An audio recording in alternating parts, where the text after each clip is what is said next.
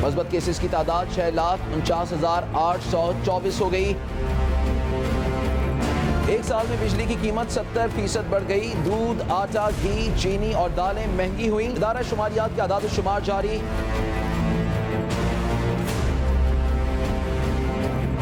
नदीम बाबर साहब, उनको हिदायत दी है कि वो अपने कलमदान से स्टेप डाउन कर जाएं, कि वो सरकारी लोग कौन थे जिन्होंने मुआवनत की। यूसुफ रजा गिलानी सेनेट में ऑपोजिशन लीडर मुकर्रर। बहुत से पार्टीज ने हमें राब्ता किया कि पीपल्स पार्टी का राइट बनता है, सीनियर मोस्ट आप हैं। ये कहना कि ये एक सरकारी ऑपोजिशन है तो मेरा ख्याल है मुनासिब नहीं होगा।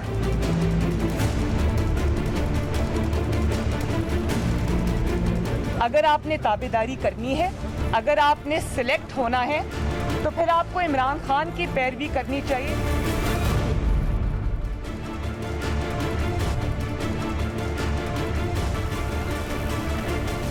एक तरफ कोरोना की तीसरी लहर का वार, दूसरी तरफ महंगाई का वार। इदारा शुमारियात की रिपोर्ट के मुताबिक एक साल में बिजली की कीमत 70% बढ़ गई।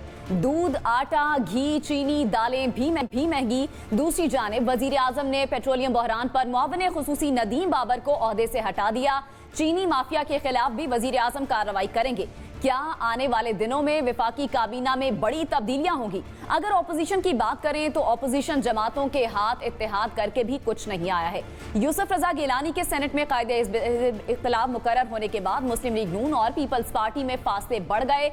पाकिस्तान का सवाल में खुश आमदीद, मैं हूं आपके साथ अनम अफसल। नाज़रीन, पाकिस्तान का सवाल में आज हमारे सवालात कुछ इस तरह से। एक तरफ कोरोना के वार, दूसरी तरफ महंगाई का जोर। क्या हुकूमत जल्द इन चैलेंजेस से निकल पाएगी? पाकिस्तान का सवाल में दूसरा सवाल, यूसुफ रजा गिलानी सेनेट में कायदे हिज़्ब इख्तिलाफ मुकर्रर। क्या पीपल्स पार्टी के बाद पीडीएम जिंदा रहेगी?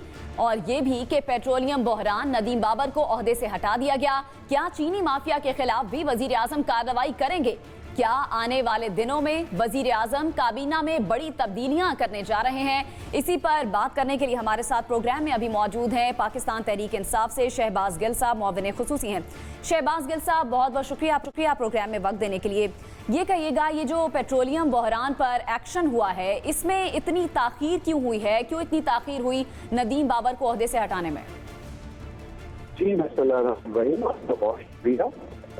देखिए, आपको पता है कि जो पेट्रोलियम सेक्टर है पाकिस्तान का, उसमें बहुत ही सालों से बहुत सारे प्रॉब्लम्स चल रहे हैं, लेकिन उसमें किसी किस्म की पहले उसकी जो स्ट्रक्चरल चेंजेस रिक्वायर्ड थी वो नहीं की गई, बल्कि जो की गई थी उनसे उस इदारे को खराब किया गया था। ये बिल्कुल पिछले साल पेट्रोल का बहरान आया था, और अगर आप 2014 याद करें तो इससे भी बड़ा सीवियर और हायर लेवल का एक बहरान आया था, जिससे बहुत बड़ा मुल्क का नुकसान हुआ था। लेकिन क्योंकि उसके बाद भी हमने सबक नहीं सीखा, 2014 के बाद भी, और कोई रिफॉर्म्स नहीं हुई, तो हमें दोबारा भी उसी तरह के बहरानों का सामना करना पड़ा। अभी पिछले आपके सामने कोविड भी है, इस तमाम प्रोसेस के अंदर भी एक कमीशन बनाया गया, उसने इन्वेस्टिगेट किया, उसने अपनी एक रिपोर्ट दी। उस रिपोर्ट के ऊपर फिर मिनिस्ट्रियल लेवल की कमेटी बनाई गई, जिसने उस रिपोर्ट की छानबीन भी की, उसको भी पढ़ा, उसको भी देखा कि उसका कौन सी रेलेवेंट उसमें ऐसी रिकमेंडेशन है जिससे ये सेक्टर रिफॉर्म हो, बैंडेज ना हो, पट्टी ना हो, शॉर्ट टर्म उसका कोई अरेंजमेंट ना हो, बल्कि ये सेक्टर रिफॉर्म हो और आने वाले वक्त में बचा जा सके इस तरह की क्राइसिस से। उनकी रिकमेंडेशन प्राइम मिनिस्टर साहब को आई, और उसकी रोशनी में फिर आपके सामने जो डिसीजन हुए नदीम बाबर साहब के बारे में, दूसरे डिसीजन वो लिए गए, और अब आपको नजर आएगा कि इस सिस्टम में रिफॉर्म्स की जाएंगी। अब जब आप सिस्टम्स में रिफॉर्म्स की बात करते हैं तो वो महीनों के नहीं, सालों के प्रोसेस होते हैं दुनिया के किसी मुल्क में। यहाँ पे भी उनको वक्त लगेगा, कुछ चीजें 1 साल में होने वाली होती हैं, 2 में, कुछ 5 में, कुछ 10 में, कुछ 15 में, कुछ 30 में। फॉर एग्जाम्पल, अगर आपने एक सिस्टम की रिफॉर्म कर दी अपने बिजली के प्रोग्राम में, और आप चाहते हैं कि आपकी बिजली कोल से या किसी और चीज से हाइड्रो पे जाए, तो ये 20 से 30 साल लंबा मंसूबा है। क्योंकि आप डैम बनाना शुरू करेंगे, पहले उसकी फैसिलिटी होगी, फिर बनेगा, तो ये 15-20 साल लगेंगे उसको प्रोडक्शन देते हुए। आपको ये रिफॉर्म करने में सेक्टर को 20 से 30 साल लगेंगे वहां पहुंचने में। तो ये हर जो सिस्टम होता है, हर सेक्टर जो होता है, उसकी रिफॉर्म के टाइम होते हैं। कुछ चीजें तो आप बिल्कुल बहुत क्विकली फिक्स कर सकते हैं, एक सड़क बनानी है आप 2 साल में बना सकते हैं, लेकिन जब आप सिस्टमैटिक रिफॉर्म करते हैं, ऑर्गेनाइजेशनल रीस्ट्रक्चरिंग करते हैं, रीडिजाइन करते हैं, तो उसके लिए आपको फिर वक्त दरकार होता है। ठीक है, जो भी बहरान होता है शहबाज गिल साहब, यकीनन उसके पीछे माफिया होता है। ये जो चीनी माफिया है, क्या इसके खिलाफ भी वजीर आजम कोई कार्रवाई करने जा रहे हैं आइंदा आने वाले दिनों में? जी देखिए, जो चीनी का हमारे मुल्क में एक आर्टिफिशियल बहरान किस तरीके से पैदा किया जाता है और किया जा रहा है, वो इस तरीके से किया जा रहा है कि एक चीनी बन गई मुल्क में। अभी आपको पता है कि आज क्रशिंग सीजन खत्म हो गया पंजाब में भी आज, तो चीनी अब जितनी बननी थी मिलों में वो बन गई, उसकी जो भी कॉस्ट आनी थी वो आ गई। ये बात आप मेरे साथ समझ पा रही होगी कि गन्ना किसान से उन्होंने खरीद लिया, मिलें चली, चीनी बनी, और आज 28 तारीख को मिलें बंद होगी, सीजन खत्म हो गया। कोई एक इक्का दुक्का शायद चले, लेकिन मेजोरिटी सीजन आपका खत्म हो गया। आज जब सीजन खत्म हो गया तो आज उनको पता है कि उनकी चीनी किस कीमत पे बनी। अब वो चीनी पड़े पड़े तो महंगी नहीं हो सकती ना, अब वो पड़े पड़े चीनी की कीमत तो ऊपर नहीं जाएगी, क्योंकि उसकी जो कॉस्ट थी वो भी पता चल गई उनको, उनकी जो कॉस्ट आनी थी वो भी मुनाफा था, उनको पता है उन्होंने कितना लेना है। तो हो ये रहा है कि चीनी के आर्टिफिशियली और वर्चुअली चीनी पे सट्टा खेला जाता है। फॉर एग्जाम्पल, चीनी पड़ी किसी मिल में है, लेकिन मैं आपको बेच देता हूँ हवा में, जुबान के ऊपर, आप आगे 10 लोगों को बेच देते हैं, और इस वजह से जो चीनी के स्टॉक्स है, अगर 3 लाख है तो बिके हुए हैं 6 लाख। उस वजह से चीनी की शॉर्टेज नजर आती है मुल्क में, आर्टिफिशियल और इनकरेक्ट जो शॉर्टेज होती नहीं लेकिन नजर आती है इन सौदों की वजह से, ये जो सट्टा होता है और चीनी की कीमत ऊपर जाती है। आप उन लोगों पर FIR दी गई है। चीनी का पूरा जो सप्लाई चेन का सिस्टम है, तरसील का सिस्टम है, बिल से लेके एक आम शहरी तक, उस पूरे को रेगुलेट किया गया है पहली दफा पंजाब में। उसका ऑर्डिनेंस आ चुका है, हुकूमत उसके ऊपर अब वॉच रख रही है। उसमें जहां पे भी 50 बोरियों से ज्यादा चीनी कहीं भी जखीरा की जाएगी तो उस चीनी को उठा लिया जाएगा और उस चीनी को कन्फिस्केट करके सरकारी तहसील में जो सरकारी रेट है उसके ऊपर मार्केट में बेच दिया जाएगा। तो मुल्क में वाफिर चीनी मौजूद है, इसकी कीमत भी ऊपर नहीं जानी चाहिए और इसकी कमी भी नहीं होनी चाहिए, क्योंकि वाफिर चीनी है। लेकिन ये जानबूझ के सट्टा खेल के अपना पैसा बनाने के लिए आम गरीब लोगों को डिप्राइव किया जाता है ज्यादा पैसे लेके। ठीक, शहबाज गिल साहब, ये भी बता दीजिए कि आने वाले दिनों में वजीर आजम काबीना में बड़ी तब्दीलियां करने जा रहे हैं, इस बात में कितनी सदाकत है? देखिए, काबीना में जो प्राइम मिनिस्टर साहब ने कोई तब्दीली करनी है वो उनका इस्तेहकाक है। वो किसी वक्त भी जब भी उनको दुरुस्त लगे वो अपनी टीम को चेंज कर सकते हैं और अपनी टीम के अंदर किस प्लेयर को कहां पर कौन सी जिम्मेदारी देनी है, किसको एक मैच के लिए रेस्ट देना है, किसको ऊपर वाले नंबर पे बैटिंग करने भेजना है, किसको पहले बॉलिंग पहला ओवर देना है, किसी को 5वां ओवर देना है, वो डिसाइड कर सकते हैं।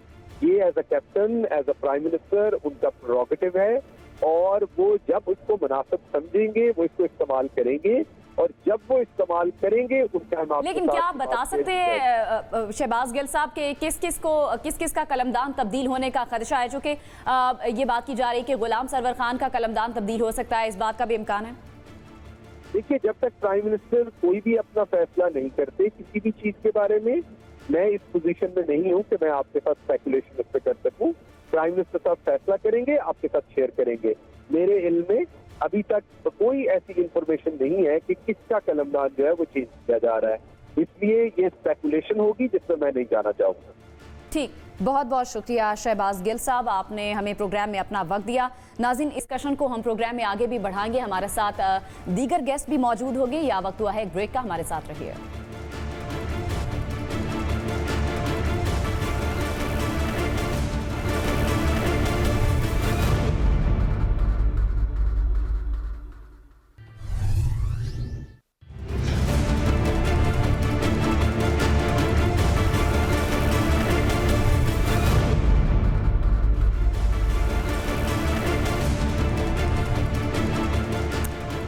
के बाद आपको कहेंगे खुशामदीद। प्रोग्राम में हमें ज्वाइन किया है पाकिस्तान पीपल्स पार्टी के रहनुमा फैसल करीम कुंडी साहब ने, और साथ ही साथ तहरीक इंसाफ के रहनुमा हुमायूं अख्तर भी हमारे साथ प्रोग्राम में शामिल गुफ्तगू होंगे। फैसल करीम कुंडी साहब ये बताएगा कि चेयरमैन सेनेट का इंतखाब लड़ा, कोर्ट भी गए और फिर उसी चेयरमैन सेनेट के पास हिज़्ब इख्तिलाफ की अर्जी लेकर पहुंच गए। ये पीपल्स पार्टी सर किस किस्म की सियासत कर रही है? बिस्मिल्लाहिर्रहमानिर्रहीम। देखें, पाकिस्तान पीपल्स पार्टी बिल्कुल चेयरमैन सेनेट के मुकाबले में हम इलेक्शन लड़े हैं। आज भी हम समझते हैं कि यूसुफ गिलानी साहब जो हैं वो जो है सेनेट के चेयरमैन हैं, क्योंकि जिस तरीके से 21 करोड़ आवाम के सामने दिन दहाड़े 7 वोटों पे डाका डाला, वो सबने देखा है। हम अदालत में गए हैं, हमें अदालत ने हमारी एप्लीकेशन जो है कोर्ट से रिजेक्ट किया। हम अपील में जा रहे हैं उसके। हम अपना पूरा फोरम इस्तेमाल करेंगे, हम हर दरवाजा खटखटाएंगे और इंशाल्लाह हमें यकीन है कि यूसुफ गिलानी साहब जो हैं वो चेयरमैन सेनेट बनेंगे। अब किस उस पे गए? देखें, जब हमने लीडर ऑफ द अपोजिशन बनना है तो उसकी एप्लीकेशन किसको देनी है? हमने चेयरमैन सेनेट को देनी। जब चेयरमैन सेनेट को एप्लीकेशन देंगे तो हम अपने कॉन्स्टिट्यूशनल राइट्स इस्तेमाल करेंगे। जब तक वो गैर कानूनी तौर पर चेयरमैन सेनेट है, हमने इस्तेमाल करना है। हम तो इस असेंबली को भी नहीं मानते थे, हमारे दोस्त और हमने एहतजाजन इस असेंबली में आए। स्पीकर भी बैठे हुए, डिप्टी स्पीकर भी बैठे हुए हैं। डिप्टी स्पीकर साहब का केस भी चल रहा है, सबके सामने सुप्रीम कोर्ट में केस चल रहा है। जिस दिन हियरिंग होगी डिप्टी स्पीकर साहब जो है, मेरे ख्याल के मुताबिक के लोअर कोर्ट से सब उनके खिलाफ है तो वो ये भी हो जाएगा। 75 केसेस अभी भी सुप्रीम कोर्ट में पेंडिंग है इलेक्शन के हवाले से। ठीक है, अब हम क्यों गए? देखें, हमारी मेजोरिटी पार्टी है अपोजिशन की, हमारे पास मेजोरिटी मेंबर्स हैं अपोजिशन के, तो लीडर ऑफ द अपोजिशन जो पाकिस्तान पीपल्स पार्टी का बनता था, इसलिए हम गए हैं कि हमें जो लीडर ऑफ द अपोजिशन की सीट है, जब तक हमारा केस का फैसला नहीं होता, इंशाल्लाह जब यूसुफ गिलानी साहब चेयरमैन सेनेट बनेंगे तो हम एक और लीडर ऑफ द अपोजिशन लेके आएंगे। ठीक है, हुमायूं अख्तर साहब, पेट्रोलियम बहरान और जिस पर नदीम बाबर को ओहदे से हटाया गया, FIA को ऑयल मार्केटिंग कंपनीज के फॉरेंसिक ऑडिट की भी हिदायत, और हुकूमत मसाइल को हल करने में ताखीर से इतना काम क्यों लेती है? जी, ये अभी पेट्रोल का बहरान तो आप जो पिछली शॉर्टेज हुई थी उसकी बात कर रही हैं, जो जी कई अरसे पहले। जी जी जी हाँ, आई डोंट नो जी, वो तो FIA से पूछें कि फोरेंसिक ऑडिट जो है वो चीनी के तो काफी ऑडिट सामने आए थे, लेकिन ऑयल का फोरेंसिक ऑडिट अभी सुनने में नहीं आया कि कब प्रेजेंट किया जाएगा गवर्नमेंट को। ठीक है, ये कहिएगा, ये जो PDM की सियासत है, अब आपको क्या लगता है कि इस डगर जाती हुई दिखाई दे रही है? PDM का फ्यूचर आप क्या देख रहे हैं? देखिए, PDM का फ्यूचर तो खत्म हो चुका है। सियासत में एक जब मुहिम नाकाम हो जाती है तो बार बार नाकामी को आजमा के वो कामयाबी में नहीं बदल सकती। ये जो नैरेटिव PDM का हमने शुरू में देखा था, जिन ये सारे लोगों का ख्याल था कि PTI जो है वो बहुत अनपॉपुलर हो चुकी है, वो तो सही साबित नहीं हुआ। इन्होंने मुल्क के सेंसिटिव इदारों को बाय नेम डायरेक्ट अटैक किया और उनका ख्याल था कि इससे वो सेंसिटिव इदारे अंडर प्रेशर आएंगे और आवाम में गैर मकबूल हो जाएंगे। वो भी नहीं हुआ। इनकी कन्वर्जेंस नहीं थी। कोई पार्टी इस्तीफे देना चाहती थी, कोई नहीं देना चाहते थे। कोई पार्टी इस्टेब्लिशमेंट को अटैक करना चाहती थी, कोई नहीं चाहती थी। इन पार्टियों के अंदर बड़े सीरियस इख्तलाफात हैं, जैसे PMLN के अंदर बेसिकली एक लीडरशिप टसल चली हुई है। मरियम नवाज की आधी स्ट्रगल तो शायद PTI के खिलाफ हो, आधी जो है वो शहबाज शरीफ और हमजा के खिलाफ भी है। जब ये सूरत होती है तो ये जो नाकामियां होती हैं ये आपको देखने में आती हैं। दूसरा, आपने इन पार्टियों ने कहा कि हम इन असेंबलियों को तस्लीम नहीं करते, लेकिन बाय इलेक्शन में तो बढ़ चढ़ के हिस्सा लेते हैं, और सेनेट की इलेक्शन जिसमें वोट ही इन असेंबलियों से पड़ता है उसमें बढ़ चढ़ के हिस्सा लेके सेनेटर्स इलेक्ट करा के आते हैं। तो अवाम जो है वो इन सब चीजों की तह तक पहुंच जाती है। तो ये जो पूरी मुहिम है इसमें अवाम में तो ये फेल हो चुकी है, और ऑब्वियसली सियासत में जब एक चीज अवाम में फेल हो जाती है तो वो आगे नहीं चल सकती। अभी ये आपस में लड़ रहे हैं, तिनकों का सहारा ले रहे हैं। ये PDM अब खत्म हो चुकी है। PDM आपकी नज़र में अब खत्म हो चुकी है। हमें ज्वाइन किया है पाकिस्तान मुस्लिम लीग नून से तारिक फजल चौधरी साहब ने भी। तारिक फजल चौधरी साहब, आप क्या समझते हैं पाकिस्तान पीपल्स पार्टी इस वक्त जो सियासत कर रही है वो किस किस्म की सियासत है? पहले इस्तीफों पर इख्तलाफ सामने आया, फिर अपोजिशन लीडर पर भी इख्तलाफ सामने आया, बगैर मुशावरत के गिलानी साहब को कायदे हिज़्ब इख्तिलाफ मुकर्रर किया गया। क्या समझते हैं आप? हाँ, बिस्मिल्लाहिर्रहमानिर्रहीम। देखिए, पीडीएम जो है वो एक खास सोच, एक खास मकसद के साथ हमारे जो वजूद में आई थी, और हम नहीं समझते कि अभी भी इसका वजूद जो है वो ऑफिशियली खत्म हो गया है और अपोजिशन की पार्टियों ने पीडीएम की तहलील होने का ऐलान कर दिया है। ऐसा नहीं है, लेकिन ये जो चंद वाक़यात जिनका आपने जिक्र किया है, ये वाकई अफसोसनाक है, क्योंकि पाकिस्तान पीपल्स पार्टी गो कि वो एक अलग सियासी जमात है और बिल्कुल उसका अपना एक हक है कि वो अगर कोई अपने सियासी नजरियात मुख्तलिफ रखती है या वो अपनी कोई सियासी सोच मुख्तलिफ रखती है तो उसको बताने चले। अभी मिसाल के तौर पे हम ये समझते थे कि इस वक्त अगर इस्तीफे दे के हम लॉन्ग मार्च में जाते तो वो एक फैसला कौन लॉन्ग मार्च होता और उससे नतीजा जो है वो निकल सकता था, लेकिन पाकिस्तान पीपल्स पार्टी ने उससे इख्तिलाफ किया और पाकिस्तान पीपल्स पार्टी ने अपने सोच या अपने नुक्ता नजर के तहत ये सोचा कि इस वक्त इस्तीफे जो है वो देने या तो जरूरी नहीं है, इस्तीफे देना बिल्कुल भी जरूरी नहीं है।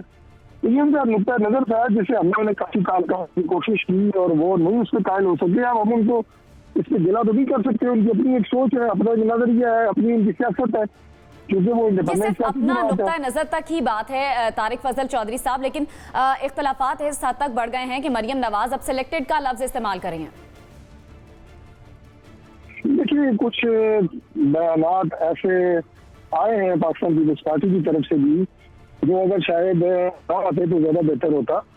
बहरहाल मैंने अर्ज किया कि हम दो अलग सियासी जमातें एक दूसरे के खिलाफ इलेक्शन पहले भी लड़ते रहे, आइंदा भी लड़ेंगे, तो बयानात तो सामने आते रहते हैं, लेकिन ये जो यूसुफ रजा गिलानी साहब वाला मामला है ये यकीनन मैं समझता हूँ कि थोड़ा अफसोसनाक इसलिए पीडीएम के प्लेटफॉर्म से यूसुफ रजा गिलानी साहब ने इससे पहले जो इलेक्शन जीता है वो पीडीएम के प्लेटफॉर्म से जीता है और पाकिस्तान मुस्लिम लीग नून ने इस्लामाबाद से वो सीट पीडीएम की तरफ से यूसुफ रजा गिलानी साहब को तोहफे में दी।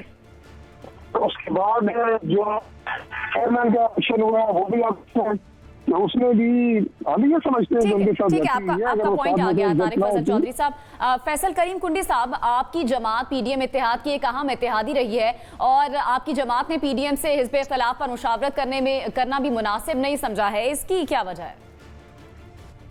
देखिए, पाकिस्तान पीपल्स पार्टी जो है वो पीडीएम की जो है एक अहम जमात रही नहीं है और पीडीएम की जो बुनियाद है वो पाकिस्तान पीपल्स पार्टी ने की। चेयरमैन बिलावल भुट्टो जरदारी साहब ने जब मैरियट होटल में एक एपीसी बुलाई थी तो वहाँ पर पीडीएम की बुनियाद थी। जहाँ तक आपने कहा कि मशावरत, देखें मशावरत हुई है। हमने मौलाना फजल रहमान साहब को जो कि पीडीएम के प्रेसिडेंट हैं, उन्होंने जब प्रेसिडेंट जरदारी साहब को फोन किया उन्होंने उनको बताया कि पीपल्स पार्टी जो है वो एक मेजोरिटी पार्टी है सेनेट में और हम सेनेट में मेजोरिटी पार्टी हैं, इसलिए हमारा हक बनता है कि हम लीडर ऑफ द अपोजिशन बनाएं। मौलाना साहब को हमने मैसेज कन्वे कर दिया था। अब मुझे नहीं पता कि मौलाना साहब ने आगे कन्वे किया है या नहीं किया है, इसका मुझे नहीं पता कि उन्होंने बिल्कुल किया होगा, क्योंकि उनकी मशावरत मियां नवाज शरीफ साहब से भी हुई थी, मरियम नवाज साहिबा से भी हुई थी। लेकिन आज मुझे बड़ा अफसोस इस बात की हुई जो मरियम नवाज साहिबा ने जिस प्रेस कॉन्फ्रेंस की, अगर उनके कोई खदशात थे या उनकी कोई बातें थी तो पीडीएम की सरबराही इजलास बुलाते, उसके अंदर डिस्कस करते, मीडिया के जरिए न करते, ये तलखियां न फैलाते। क्योंकि जब आप बात करेंगे या डॉक्टर साहब की बात करेंगे तो मुझे तो उसका जवाब देना पड़ेगा। हमामी साहब अगर बात करेंगे तो मैं उनके जवाब दूंगा, लेकिन अगर मैं भी बात करूंगा तो दोनों हजरात को ये हक हासिल है कि वो मेरे सवालों के भी जवाब दें या मैं कोई बात करूं उसमें भी जवाब दें। तो लिहाजा जो है वो हमें इस बात पे अफसोस है जो मरियम साहिबा ने आज जो है, पहले भी एक ट्वीट थी उस पर एक तलखी बढ़ी, आज दोबारा उन्होंने मीडिया टॉक की। मैं समझता हूँ कि मुनासिब नहीं था। ये अगर पीडीएम की सरबराही इजलास में ये बातें हो जाती, हम डिस्कस कर लेते तो मैं समझता हूँ कि वो चीज़ ठीक होती। लेकिन अगर मैं उस प्रेस कॉन्फ्रेंस का जवाब दूं तो मेरे पास भी एक लंबी चौड़ी चार्जशीट होगी, मैं भी सवाल कर सकता हूं। और ये सिलेक्टेड का लफ्ज, पहली बात तो यह है कि इजाद किसने किया। आज अगर हम पे इस्तेमाल किया जाता है तो मैं समझता हूँ सिलेक्टेड का लफ्ज चेयरमैन बिलावल भुट्टो जरदारी ने अपनी पार्लियामेंट की पहली स्पीच में किया था, जिसको इमरान खान साहब ने भी अप्रिशिएट किया। उन्होंने, आपने भी देखा होगा, हमामी साहब ने भी देखा है और तारिक भाई ने भी देखा होगा कि उस पर वज़ीर आज़म साहब खुद जो है वो डस्ट बजा रहे थे अपने आप को सिलेक्ट करने। ठीक है, हुकूमत की जो इत्तेहादी जमात है उसका पीपल्स पार्टी को वोट देना हिज़्ब इख्तिलाफ के लिए, आप नहीं समझते कि पीपल्स पार्टी ने असूलों पर समझौता कर लिया है? नहीं, मैं यहाँ पर आपसे इत्तेफाक नहीं करूंगा। ये हुकूमत कोई जमात नहीं है। देखिए, चार लोग जो कि आए हैं, दिलावर खान जो था वो कामयाब हुए थे, उनके हमदर्दियां PMLN के साथ थी। जैसे मिर्जा अफरीदी साहब डिप्टी चेयरमैन सेनेट बने हैं, वो आज़ाद पास हुए थे, क्योंकि मुस्लिम लीग के उस वक्त तमाम मेंबरान आज़ाद पास हुए थे, उन्होंने बाद में पार्टी ज्वाइन की।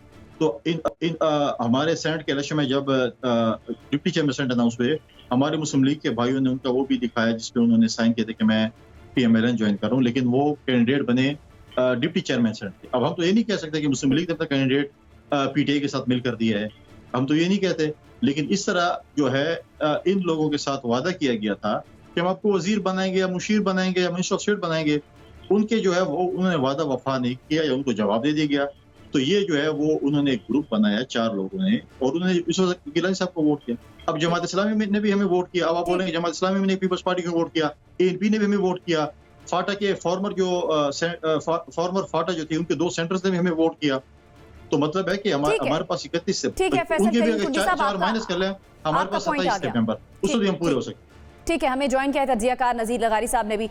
नज़ीर लगारी साहब, आप जो करंट सिचुएशन है किस तरह से देखते हैं, और ये भी कहेगा ये मुस्लिम लीग नून और पीपल्स पार्टी के दरमियान अचानक ऐसा क्या हुआ है? नहीं, मेरे ख्याल में ये एक हैरत अंगेज सूरत हाल पैदा करने की कोशिश की गई है।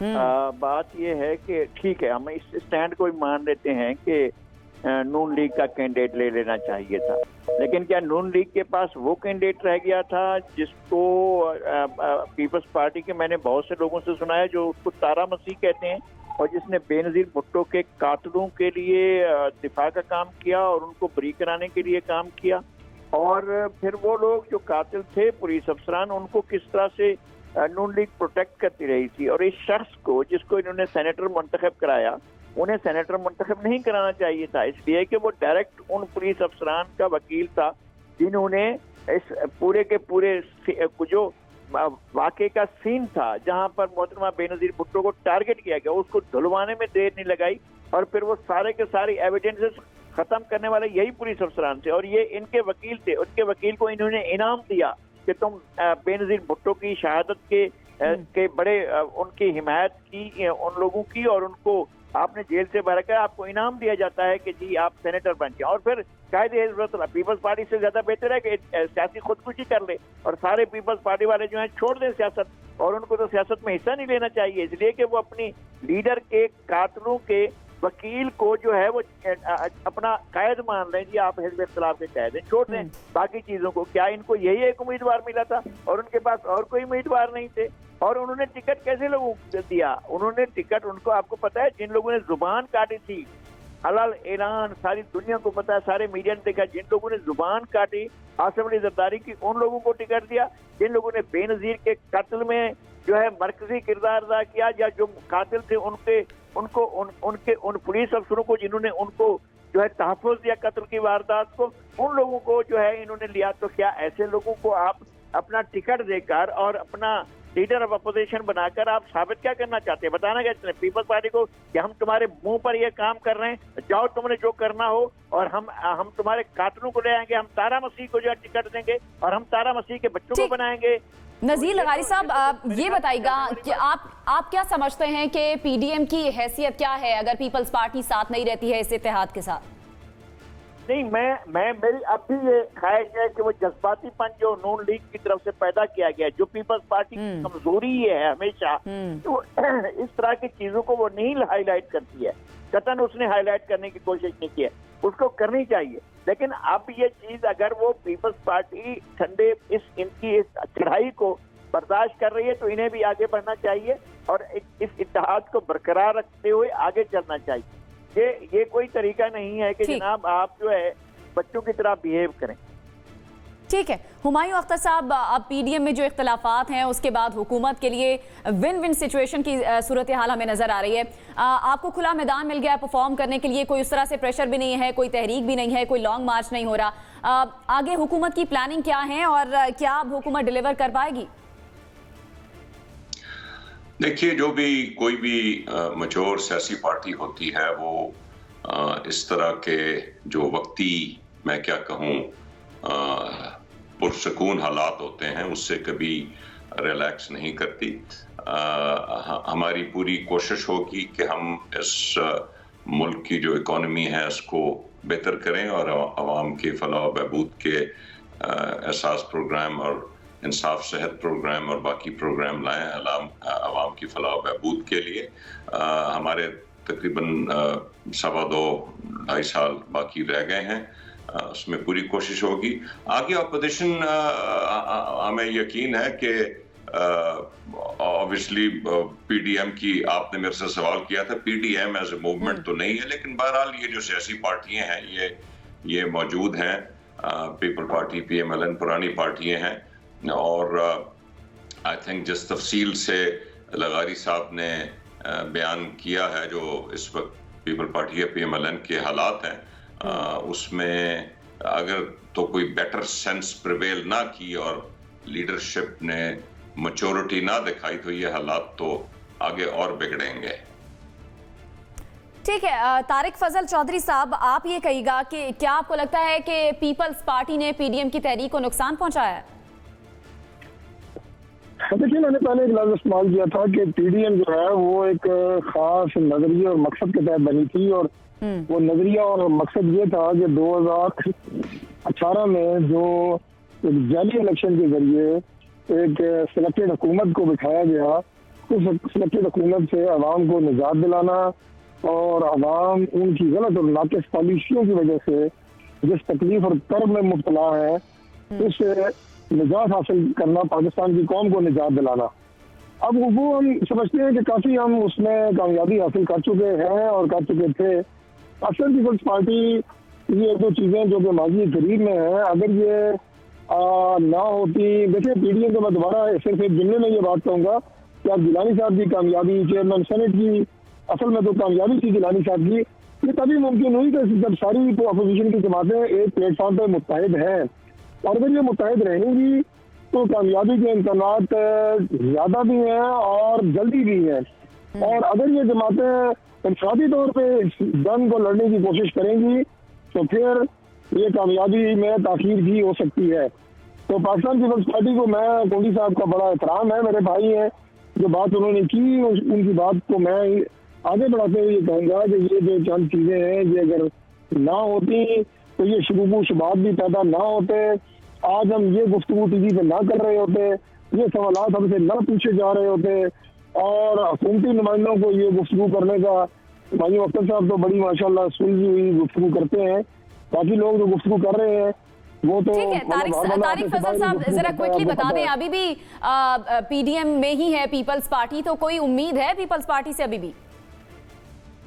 देखिए, पाकिस्तान पीपल्स पार्टी की क़यादत इस बात का इन्हिसार है कि वो अगर मैं समझता हूँ कि उस बड़े मकसद के लिए for a larger benefit and that is not for political parties, that is for the nation, कौम के लिए ये जो छोटे छोटे जो हमारे ज़ाती फायदे हैं या टारगेट्स हैं, हम अगर इन पर ज़्यादा फोकस नहीं करेंगे और आपस में इत्तेहाद के जरिए चलेंगे तो ये छोटे छोटे फायदे भी हासिल होते रहेंगे और बड़ा टारगेट जो है वो भी हासिल होगा। और ये अब ज्यादा इसका अनुसार जो है मैं समझता हूँ कि पाकिस्तान पीपल्स पार्टी उसकी लीडरशिप पे है और पीडीएम के प्लेटफॉर्म पे तो हमने कभी नहीं कहा कि वो पीपल्स पार्टी अलग हो गई है, आज भी एहतराम है और हम आज भी ये चाहेंगे कि अगर मिलजुल के जद्दोजहद की जाए और अपने इन फवायद को पसे पुश डाला जाए तो बहुत बेहतर नताइज निकल सकते हैं और जल्दी निकल सकते हैं। यानी उम्मीदें अब भी बाकी हैं। प्रोग्राम को यहीं से कंटिन्यू करेंगे, यहाँ वक्त हुआ है प्रोग्राम ब्रेक का। नाज़रीन हमारे साथ रहिए।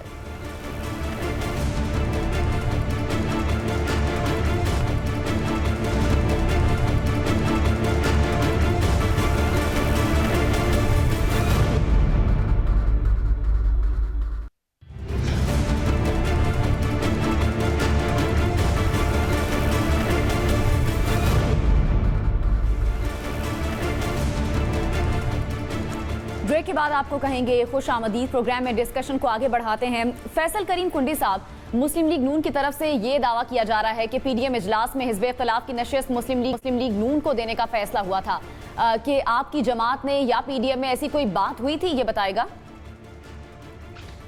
देखिए, पीडीएम की जो मीटिंग थी उसमें मैं खुद मौजूद था जब मेरिट में पाकिस्तान पीपल्स पार्टी ने होस्ट की थी।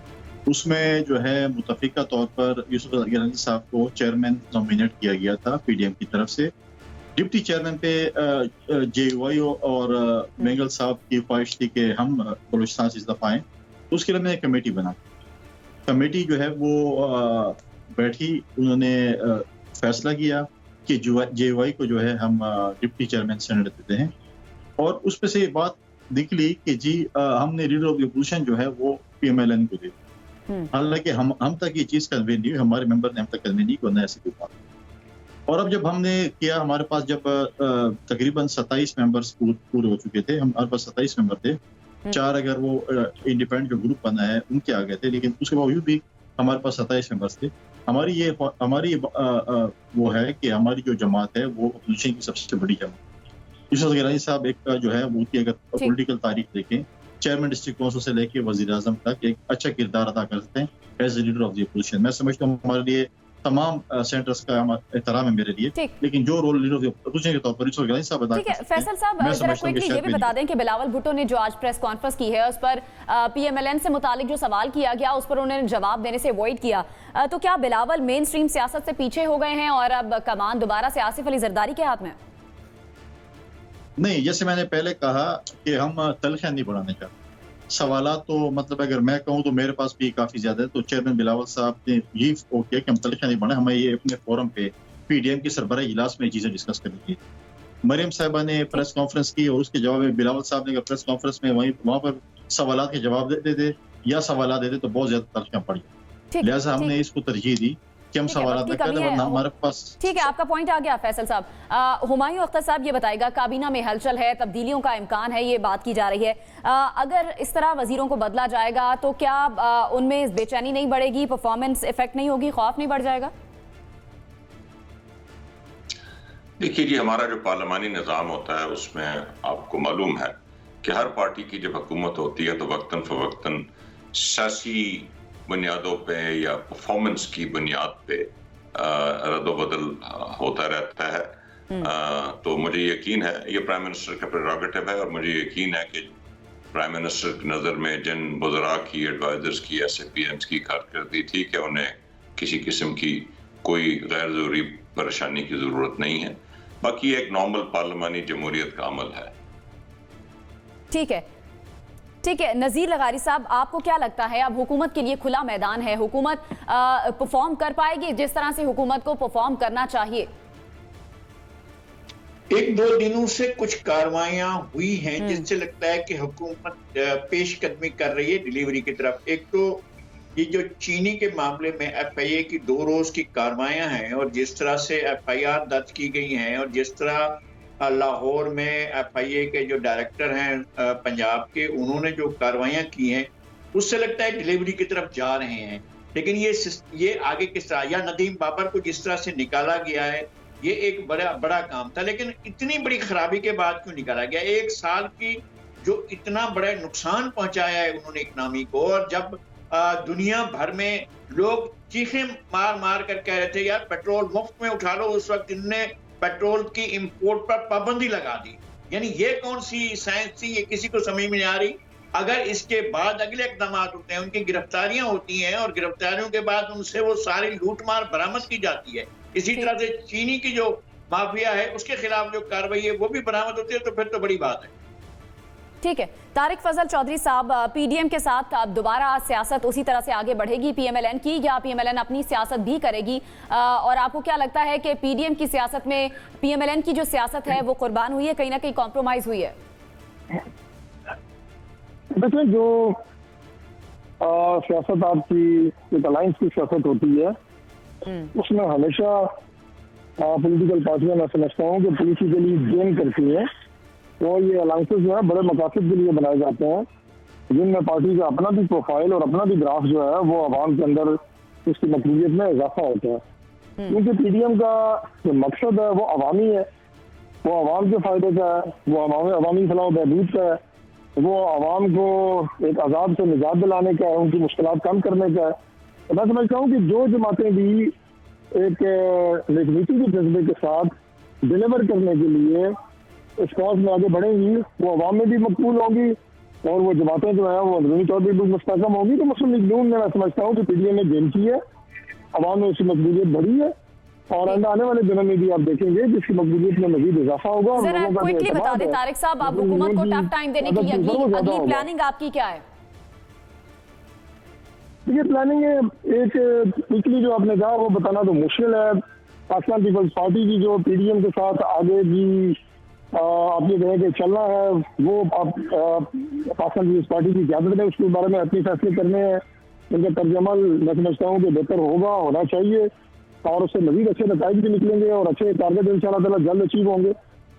और क्या नवाज शरीफ और शहबाज शरीफ पीडीएम के मामले में एक पेज पर हैं? जरा ये भी क्विकली बता दें। बिल्कुल है जी, ये बातें आज से 25-30 साल पहले से शुरू है कि नवाज शरीफ और शहबाज शरीफ जो है वो उनमें कोई इख्तलाफात हैं या शहबाज साहब जो है वो उनसे अलग है, लेकिन वो उन्हें अपने बड़े भाई को नहीं अपने वालिद का दर्जा देते हैं, अपना लीडर मानते हैं, हमेशा उन्हें अपना कायद ठीक कहते है, हैं। आपका ये कहना है कि शहबाज शरीफ और नवाज शरीफ एक पेज पर हैं लेकिन हमें पीडीएम एक पेज पर दिखाई नहीं देती है। प्रोग्राम में वक्त देने का शुक्रिया नाज़ी। प्रोग्राम से इतना ही, मुझे इजाजत दीजिए, अल्लाह ने के बाद।